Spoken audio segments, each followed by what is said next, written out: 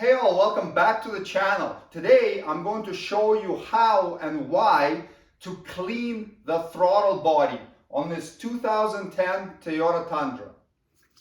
The throttle body is located under the cover right here, and what happens is with time and use, the fuel vapors and oil vapors get it gunked up inside, and oftentimes you won't notice any difference because the truck is smart, right?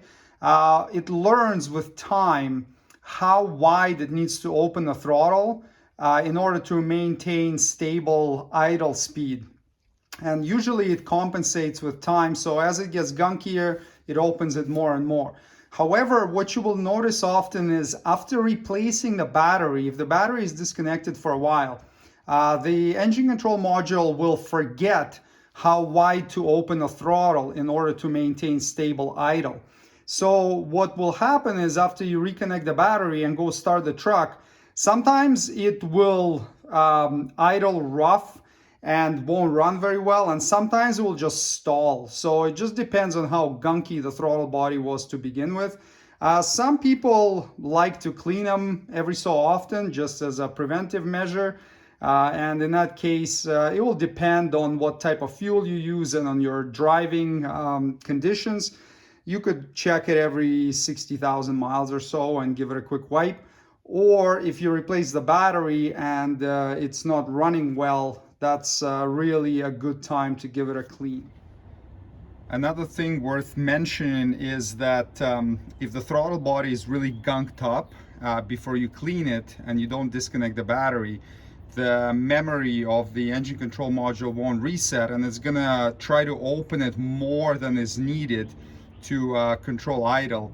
So your idle will be abnormally high after cleaning a really dirty throttle body. It's totally normal. It will relearn after a few days of driving it. Remove this engine cover for access, lift it up on the front, and then slide the hooks off the back. So these are the hooks right here that attach to this little peg in the back. Disconnect the mass airflow sensor connector, squeeze the little tab on it and pull it off. Use a trim tool remover, and a pick can also be helpful to save these little tabs from getting damaged. To disconnect this wiring harness here. Disconnect these two hoses. Don't drop this clip so you don't have to go searching for it. Unclip the airbox lid.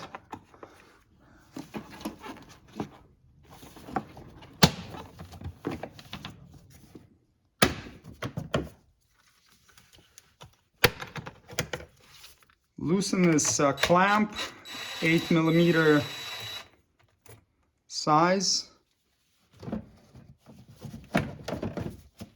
Remove the air intake box and hose together. You could also take out the air filter as a precaution so that you don't drop a bunch of gunk on top of it while you're working. Grab a clean rag and spray some throttle body cleaner on it. I'll post the link for the tools and materials in the video description. And then you can just gently open it with your finger by pushing down on it. And what you want to clean is the inside of the bore and also the edge of the plate. It will be really difficult to clean the back edge of the plate because there's that little screen in there and you can't really get on it. But you can clean the front. So depending on when's the last time this was done, this may be really, really gunky. And same with the inside there. So just hold the plate open and wipe really well all around the bottom and the top. And people worry about opening the throttle plate by hand. It's not going to cause any damage as long as you're not hitting it or, you know, being really, really rough with it. So once it gets to a stop, don't keep pushing down on it. And when you're releasing it, it's best also not to just let it slam. But I've honestly never seen one break from a cleaning, so I wouldn't worry about it. So once everything looks really nice and shiny, you are done with this part of the process. Reinstall the air filter. Make sure that the gasket is not misplaced and sits in the right spot. Install the pipe onto the throttle body. I'll line up the lid with the bottom of the airbox.